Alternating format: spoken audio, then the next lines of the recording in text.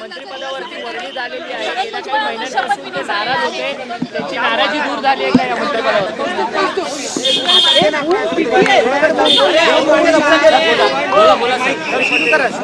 भुजबळ साहेब काय कुठे नाराज होते अशातला काय भाग नाही।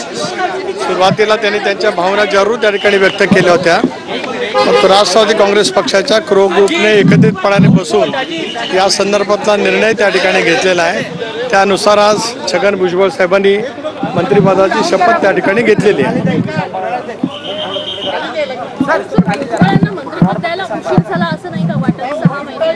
शेवटी आज मंत्रिमंडळाची त्यांची शपथ झालेली आहे, त्यामुळे यापेक्षा या विषयावरती मी अधिक बोलू इच्छित नाही।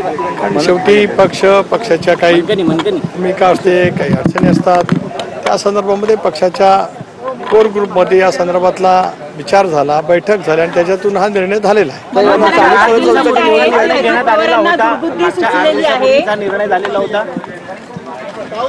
पक्षाच्या कोर ग्रुपमध्ये हा निर्णय चर्चा केला गेला होता आणि झाला होता। सुचली आहे, त्यांनी छगन भुजबळांना मंत्री केलं, याचा फटका त्यांना जिल्हा परिषदा ग्रामपंचायत यांच्या निवडणुकीत बसेल। मनोज जरांगे पाटील शेवटी कोणी काय भावना व्यक्त कराव्या त्याच्याबद्दल मी काय प्रतिक्रिया देणार नाही। पक्ष म्हणून आमच्या समोर जे काय प्राधान्याने काही विषय असतात त्या संदर्भातला विषय कोर ग्रुप म्हणून आम्ही त्या ठिकाणी घेतलेला आहे।